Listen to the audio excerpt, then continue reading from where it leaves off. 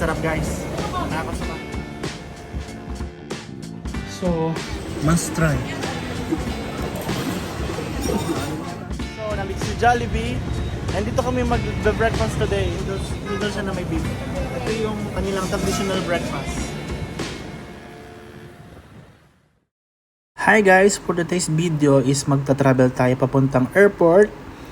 Kasi tayo ay magta-travel sa Ho Chi Minh City, Vietnam. So guys, samahan nyo ko.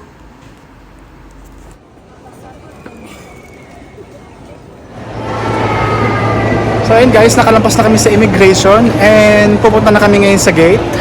So sobrang smooth lang nung process sa immigration. And pupuntahan lang namin yung aming boarding gate. And magantay na lang kami ng flight to Ho Chi Minh City, Vietnam. So ito na guys, waiting game.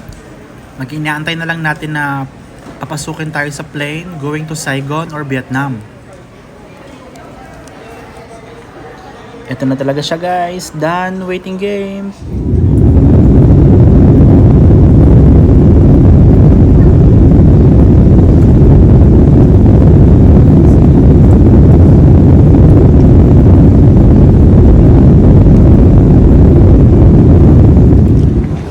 Welcome to Vietnam.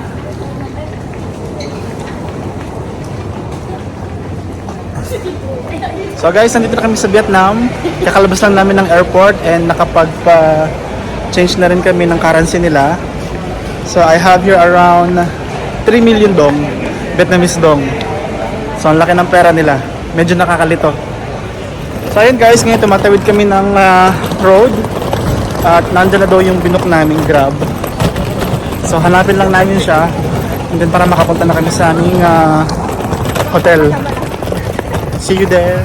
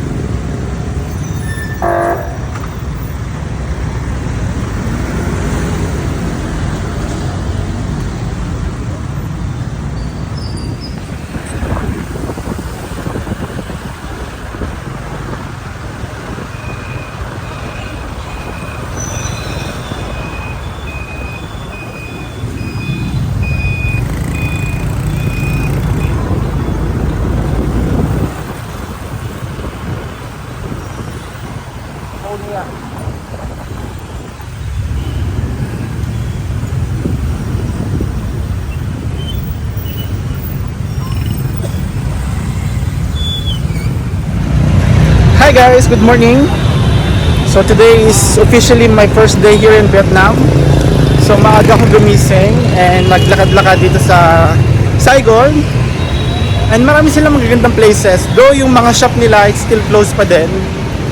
But ang daming mapapasyalan dito sa Vietnam and ang sasarap ng mga pagkain nila. Though di ko pa natitikman because most of the shop are still closed. So nagdakad-lakad lang ako near the hotel. Ito pala yung hotel ko guys. I stay in this hotel, AHA Hotel. And I decided to walk around the area. Because last night nandito kami sa may red light district nila. Puro mga bars. So actually almost din ako natulog. Siguro natulog lang ako ng 1 or 2 hours. And then lakad-lakad na yun na masyal. Nag-take ng picture and so on.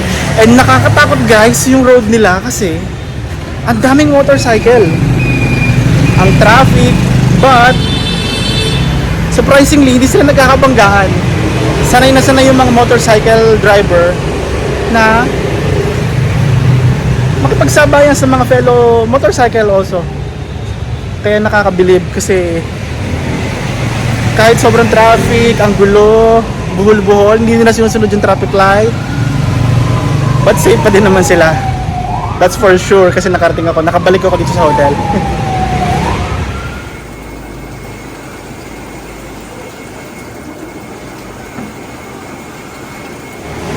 Hi guys, good morning, welcome back. So now nandito kami sa isang Vietnamese restaurant.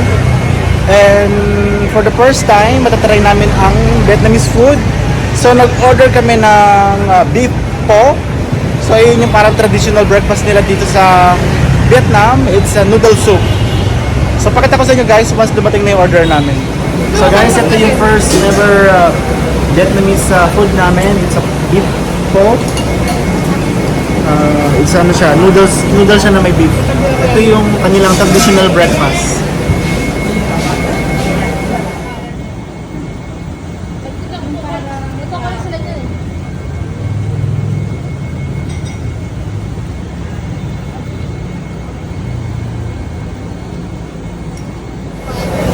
So yun guys, ako lang yung nakagusto sa beef po.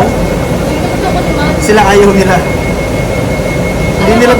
Hindi nila tipo yung lasa ng gulay na lasa daw ewan. Actually, hindi talaga masarap to. Hindi talaga masarap itong mga gulay na to. Pero yung soup at saka yung noodles at saka yung beef of course masarap. Pero pag ito, hindi siya masarap guys. Nakakasuka. Comment po, ano pa masasabi mo? Sarap. Kinay mo.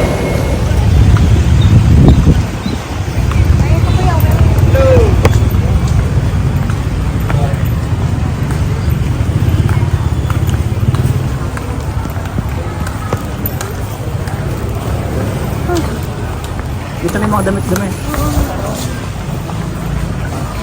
Thank you.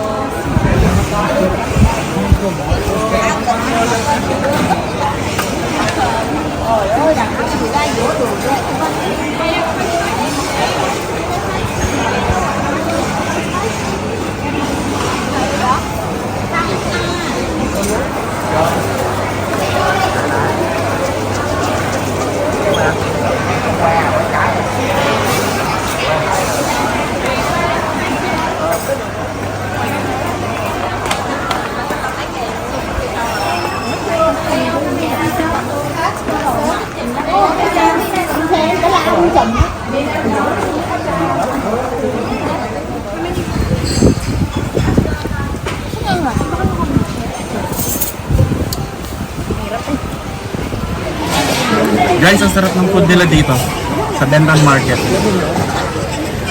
That one recommend. Must try.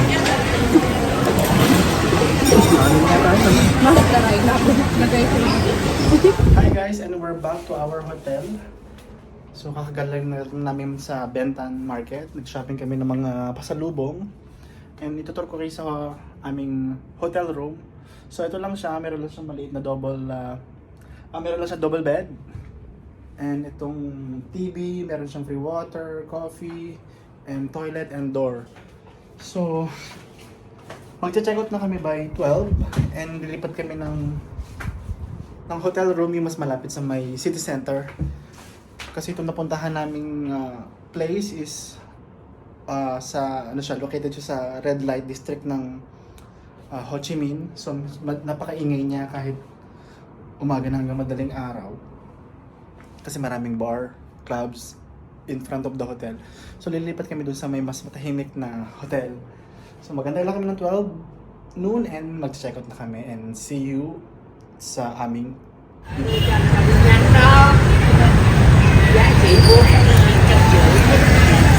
kasi parang ano sa atin siya guys, sinokmane. Sticker rice na may different colors.